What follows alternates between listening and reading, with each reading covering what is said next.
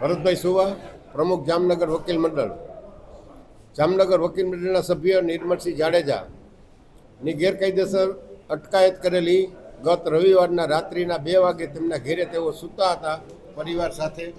અને Jamnagar city B ડિવિઝનના PI Jha સાહેબ તથા તેનો પોલીસ સ્ટાફ રાત્રે જઈ દરવાજા ખખડાવી આડોશ પાડોશને જાગી જાય તે રીતે ભયનું વાતાવરણ ઊભું કરી અને વકીલને ક્રિમિનલ હાર્ડન ગુનેગારની જેમ જીપમાં નાખી અને પોલીસ સ્ટેશને લઈ અને લોકઅપમાં પૂરી દીધેલ.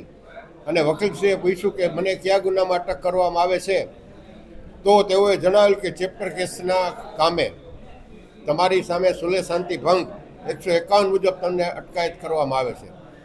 વકીલ સાહેબ સામે જે ફરિયાદ અનુસંધાને તેઓને આરોપી બનાવેલ છે તે ગુનાની કોઈ નોટિસ આપ્યા વગર કે એમાં કોઈ અટક કર્યા વગર કે નામદાર સુપ્રીમ કોર્ટના નિયમનું પાલન કર્યા વગર ગેરકાયદેસર રીતે તેઓને લોકઅપ કરી અને આખી રાત તેઓને ન પાણીની સુવિધા, ન ચા પાણી, ન સવારે લેટ્રિન, આ રીતે માનવ અધિકારનો ભંગ કરી, તેની લિબર્ટીનો ભંગ કરી અને જે પોલીસ મેન્યુઅલ અને નામદાર સુપ્રીમ કોર્ટની ગાઈડલાઈનનો ભંગ કરી કાયદો હાથમાં લઈ પોલીસ ડિપાર્ટમેન્ટે જે કૃત્ય કરેલ છે તે ખરેખર ઘૃણાસ્પદ કૃત્ય છે. અને આ બાબતનો વિરોધ કરવા માટે આજે વકીલ મંડળની મિટિંગ હતી અને વકીલ મંડળની અંદર સર્વાનુમતે તેવું નક્કી થયેલ છે કે હાઈકોર્ટના સિનિયર ધારાશાસ્ત્રી અને બાર કાઉન્સિલના સભ્યને આમાં વકીલ તરીકે રોકી અને જવાબદાર પોલીસ અધિકારી સામે રીટ પિટિશન દાખલ કરવી તેવું સર્વાનુમતે નક્કી કરેલ છે. પોલીસ દ્વારા અવારનવાર ધમકાવવામાં આવે છે, દબાવવામાં આવે છે, ખોટા કેસમાં ફસાવી દેશે. આટલું બધું પોલીસ કેમ સુપ્રીમ કોર્ટથી કે કોઈ કોર્ટથી ડરતી નથી? અને ડર કેમ નથી લાગતો? આ ગુજરાતભરની અંદર વકીલ અને પોલીસની વચ્ચે હમણાં ઘણા બધા ઘર્ષણાત્મક બનાવો બને છે અને વકીલને પણ પોલીસ ગાંઠતી ન હોય તો સામાન્ય પબ્લિક સાથે પોલીસનો કેવો વ્યવહાર હશે, આ બાબતે રાજ્ય સરકાર પણ ચિંતિત છે.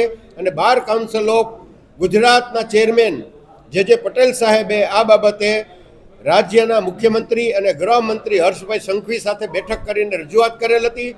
જે બાબતે ગુજરાતના પોલીસ મહાનિર્દેશક શ્રી સાથે મિટિંગ કરી અને દરેક જિલ્લા પોલીસ અધિકારીને સૂચના આપેલ કે વકીલ છે એને એના અધિકારો છે, ક્લાયન્ટને મળવાના, પોલીસ સ્ટેશને જવાના અને એની સાથે સુમેળભર્યું વર્તન કરવામાં આવે. દરેક જિલ્લાની અંદર હર્ષભાઈ સંઘવી મિટિંગો કરી રહ્યા છે, જે તે પોલીસ સ્ટેશનના અધિકારીને બોલાવી અને આ બાબતના પ્રશ્ન ઉકેલ કરવા અંગેના તેઓએ સૂચના પણ આપેલ છે.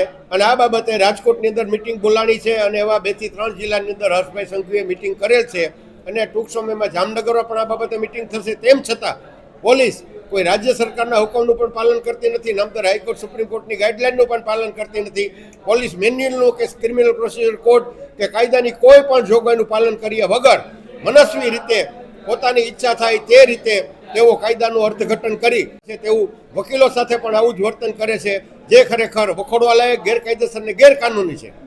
પોલીસને આટલી બધી ખુલ્લી છૂટ જે મળેલી છે તેનાથી ક્યાંક ને ક્યાંક આપણા ભારત દેશનો ક્યાંક જનતા ક્યાંક બહુ ખોફમાં હોય અને જે ગુના કરે છે તે તો ખોફમાં જ નથી પણ આમ જનતા પણ ખોફમાં છે. અને ક્યાંક ને ક્યાંક જેને ન્યાય જેને જોતો હોય તેને પણ પોલીસ અવારનવાર દબાવે છે. આવી ઘણી બધી ઘટનાઓ સમાજની અંદર બને છે, અવારનવાર છાપાની અંદર, પ્રેસની અંદર બનાવ બને છે. અને છેલ્લે હમણાં સુરતની અંદર પોલીસ સ્ટેશનની અંદર રજૂઆત કરવા ગયેલા એક વકીલ મિત્રને પોલીસે લાત મારી અને બહાર કાઢી મૂક્યો. એ વિડીયો વાયરલ થયા અને નામદાર હાઈકોર્ટે આની સ્યુમોટો નોંધ લઈ અને જે જવાબદાર પોલીસ અધિકારી હતો એને 3 લાખ રૂપિયાનો દંડ ફટકારેલ છે. પોલીસને આવી કોઈ સત્તા છે જ નહીં. પોલીસ છે એ પબ્લિક માટે છે, પબ્લિકનો રક્ષક છે. અને જે સામાન્ય જનતા છે, સારા માણસો છે, એ પણ ફરિયાદ આપવા માટે પોલીસ સ્ટેશને જતા ડરે છે. સાહેબ, પોલીસના લોગા ઉપર લખેલું હોય છે સેવાને સુરક્ષા, તો જનતાને તો કોઈ દી સેવાને સુરક્ષા આપતી નથી, ટીંગાટોળી કરી અને બસ જીપમાં જ બેઠાડે છે. તો આ સેવાને સુરક્ષા આપે છે કોણ? કાયદો અને વ્યવસ્થા જ્યારે જળવાતી ન હોય અને પોલીસ જ્યારે પોતાની જે ફરજ છે એ જ્યારે બજાવતી ન હોય તો લોકશાહીની અંદર મોટામાં મોટું હથિયાર એકતા છે. લોકોએ સંગઠિત થઈ, જાગૃત થઈ આ બાબતે ઉચ્ચ કક્ષાએ રજૂઆત કરવી જોઈએ. નામદાર હાઈકોર્ટની અંદર, કોર્ટની અંદર આના માટેની રેમેડી માગવી જોઈએ. જવાબદાર પોલીસ અધિકારીને બેનકાબ કરી અને તેની સામે જે પગલાં ભરાતા હોય, જે કાર્યવાહી થતી હોય તે કોઈ પણ પ્રકારના ડર રાખ્યા વગર કરવી જોઈએ. સરકાર તો જિમ્મેદાર ના હોય. જો સરકાર જિમ્મેદાર હોય તો ગૃહમંત્રીએ આ બાબતે પોલીસ મહાનિર્દેશકને બોલાવી અને સૂચના આપેલી હતી. તેમજ હર્ષભાઈ સંઘવીએ 3 થી 4 જિલ્લાની અંદર વકીલો, જિલ્લા પોલીસ વડાને બોલાવી અને મિટિંગ કરી અને આવા બનાવો ના બને એની તકેદારી રાખવા માટે સૂચના આપેલ હતી. આવનારા સમયમાં આપ શું કરશો? અમે વકીલ મંડળની અંદર આજની મિટિંગની અંદર જ્યાં સુધી અમારા વકીલ મંડળના સભ્યને જે અન્યાય થયો છે, ગેરકાયદેસર રીતે તેની અટકાયત કરી માનવ અધિકારનો જે ભંગ કરેલ છે એના માટે નામદાર ગુજરાત હાઈકોર્ટની અંદર રીટ પિટિશન દાખલ કરી અને જવાબદાર પોલીસ અધિકારી જામનગર સિટી બી ડિવિઝનના પીઆઈ જાજ સાહેબને બેનકાબ કરી અને એની સામે કાયદેસરની કાર્યવાહી થાય એને માટેની અમે લડત નામદાર હાઈકોર્ટની અંદર કાનૂની લડત લડશું.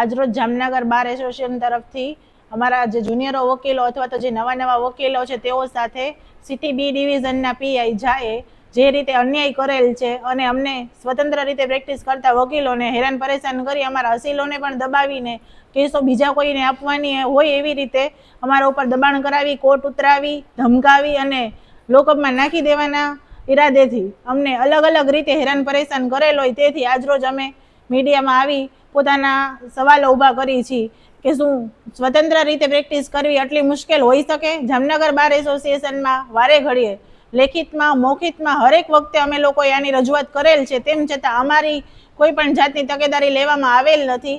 મારી સાથે 24 જૂનના દિવસે સાંજે 8 વાગે મારા અસીલ થ્રુ ફોન આવેલો હતો કે મારા અસીલને તેઓએ જેલમાં નાખી દીધેલ છે. એટલે મેં કીધું જેલ ના હોય, લોકઅપ હોય. એટલે અમે એને મળવા માટે વકીલની વિઝિટ કરવા ત્યાં ગયેલા હતા, પરંતુ પોલીસવાળાએ પૂછવા છતાં જવાબ ન આપેલો કે કઈ કલમ હેઠળ તેમને તેઓએ લોકઅપ કરેલ છે. એટલે અમે લોકોએ પીઆઈ જાને વિઝિટ કરવા માટે ઉપર બીજા માળે એની ઓફિસ છે ત્યાં ગયેલા હતા. એટલે તેઓએ અમને કીધેલું કે ભાઈ તમારે પહેલાં તો વિઝિટિંગ કાર્ડ આપવું પડશે. એટલે મેં એને પહેલાં વકીલનું આઈ કાર્ડ આપેલું, પણ વકીલના આઈ કાર્ડ ઉપર એમને મને વિઝિટિંગ કાર્ડનું કીધું કે તમારી ઓફિસ કઈ જગ્યાએ છે મેં મારે જાણવું છે. બીજી શરત એ છે કે તમે કોર્ટ બહાર મૂકીને આવશો, આ કોર્ટ નથી, તમે કોર્ટમાં દલીલ કરજો, તમારો કારો કોર્ટ તમે બહાર રાખીને આવશો તો અને તો જ તમને મળવા દેવામાં આવશે. અને તમારો ફોન સાયલન્ટ કરી પર્સમાં મૂકી, પર્સ તમે બહાર રાખો અથવા તો મારી સામે મૂકી દો. જો તમે કોલ રેકોર્ડિંગ કરશો તો તમે અહીંયાથી જ સીધા અમે લોકઅપમાં નાખી દેશી. અને આટલું તકેદારી બાદ અમે લોકો તોય અઘરી થઈ ગયા કે ભાઈ અમે અમારા અસીલનું સારું વિચારીને ગયા છીએ, માટે અમે એની દરેક રજૂઆત જે પણ હતી એને એક્સેપ્ટ કરી લીધી અને એને મળવા માટે અમને અરજીઓ લખીને આપેલી. તેમ છતાં પીઆઈ જાએ માત્ર 5 મિનિટનો સમય આપીને અમને એવું કીધેલું કે તમને શું પોલીસ એક્ટની એ કઈ કલમ ખબર છે? એટલે શું અમે લોકો ત્યાં ઇન્ટરવ્યૂ દેવા ગયા હતા?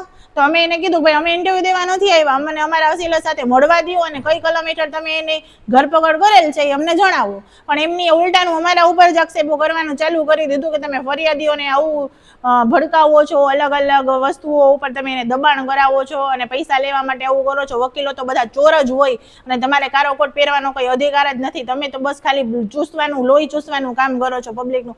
તો શું અમે લોકો જવાબદાર નાગરિક નથી? પોલીસ તો ગમે એને પકડીને આરોપી બનાવીને કોર્ટમાં લઈને હાલે આવે છે, તો નિર્દોષ છે કે દોષિત છે એ તો કોર્ટે નક્કી કરવાનું છે. પોલીસ કેવી રીતે નક્કી કરી શકે? જો અમારા જેવા જો જવાબદાર નાગરિક જેઓ આટલા ભણેલ ગણેલ હોય, વિદ્વાન વકીલો કહેવામાં આવે છે, એઓને જો એવો સાથે આટલું ખરાબ ગેરવર્તન થતું હોય તો સામાન્ય જનતાની સાથે શું થતું હશે એ વિચારવાનું રહ્યું. તો આવનારા સમયમાં આપણા ભારત દેશની કાયદો વ્યવસ્થા ક્યાંક ને ક્યાંક ખોરવાઈ ગયું એવું નથી લાગતું? અને આના વિશે હવે શું પગલાં લેવા પડે સરકારે? જરૂરિયાત કરતાં વધારે જ્યારે સત્તા દેવામાં આવે ત્યારે એનો દુરુપયોગ થવાનો જ છે, કન્ફર્મ જ હોય છે. હાલની આ સરકારે એને જરૂરત કરતાં વધારે સત્તાઓ આપેલી છે. હાલમાં નિર્મલસિંહને પણ 151ની કલમ હેઠળ એને પૂરી દેવામાં આવેલા હતા, જે રાત્રે 2 વાગે કરવામાં આવેલો હતો. પણ એવા નિયમો છે જ નહીં કે 151માં 7 વર્ષથી નીચેની સજા છે, ત્યારે એને રાત્રે 2 વાગે કોઈ ટેરરિસ્ટ હોય એવી રીતે એને ઘરેથી ઉપાડી દેવામાં આવે અને પછી એના માનવ અધિકારોનું હનન કરવામાં આવે, વકીલોને મળવા ન દેવામાં આવે. પાણી પીવડાવવા માટેની પ્રોબ્લેમ હતી, એને પાણી પીવાય નહોતા દેતા.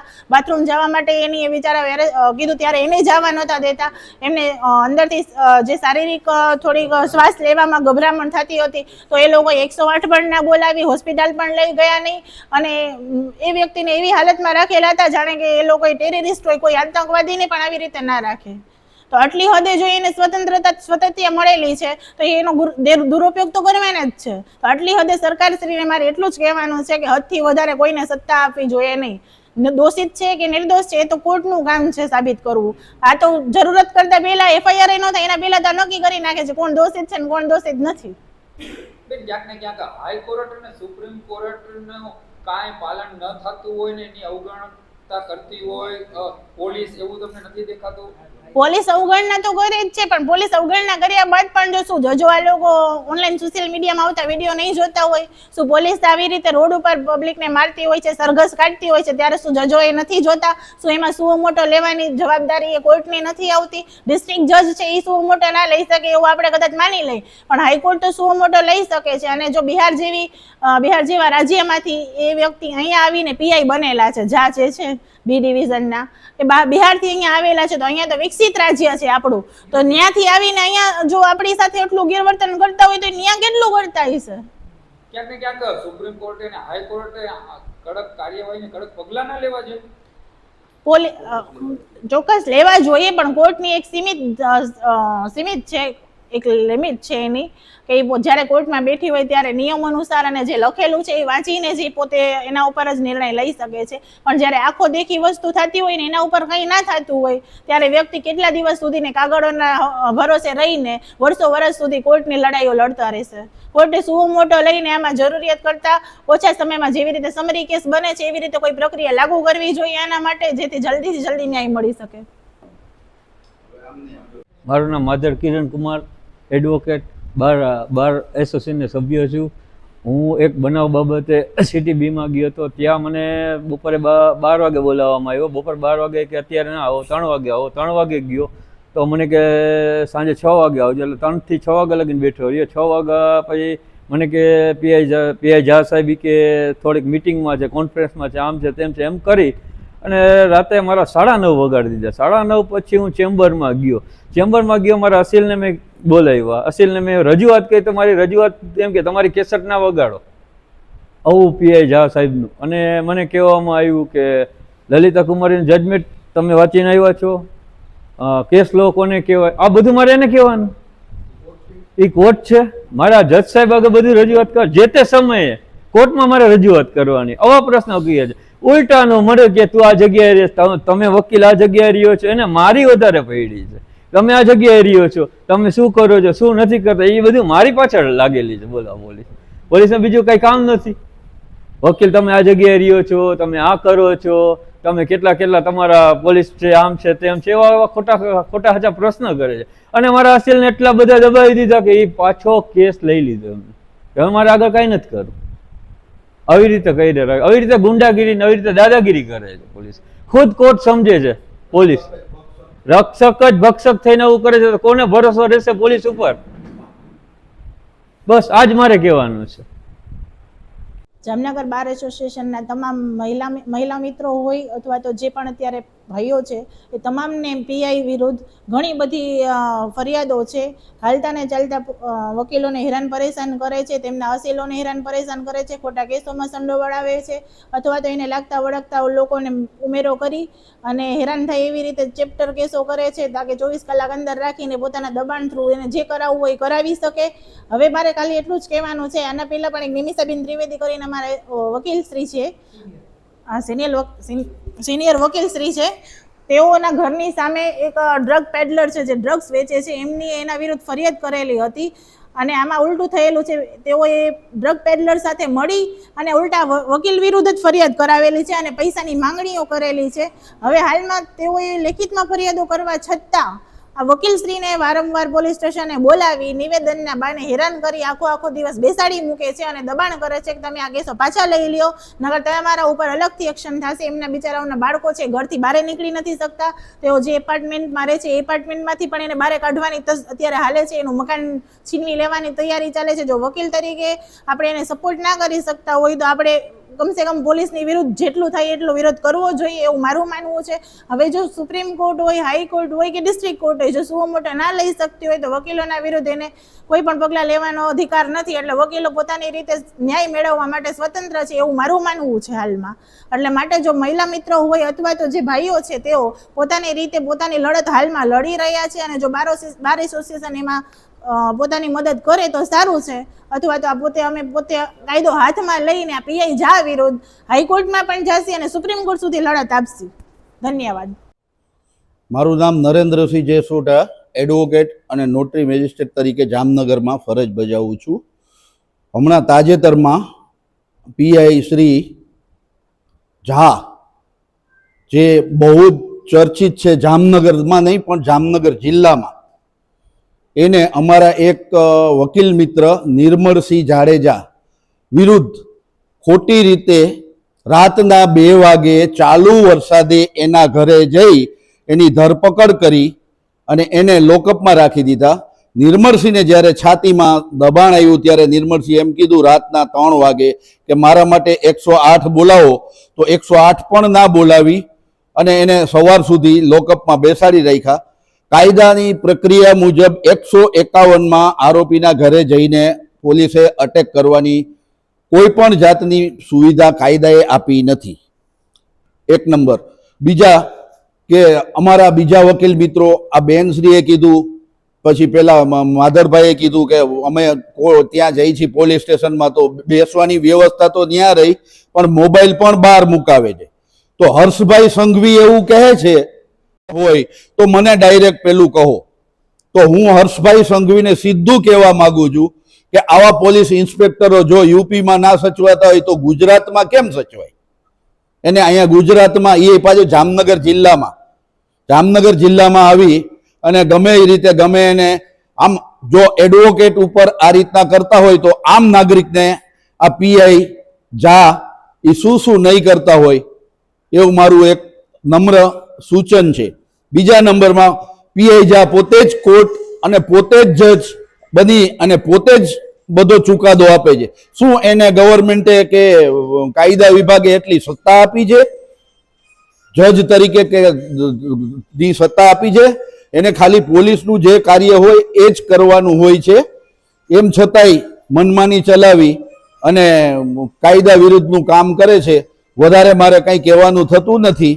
હું હર્ષભાઈ સંઘવીને ખાલી એટલું કહેવા માંગુ છું કે આવા પોલીસ અધિકારીઓ વિરુદ્ધ થઈ જવા હોશિયાર પીએસઆઈની ત્યાં જરૂર છે. અસ્તુ. ભારત માતા કી જય.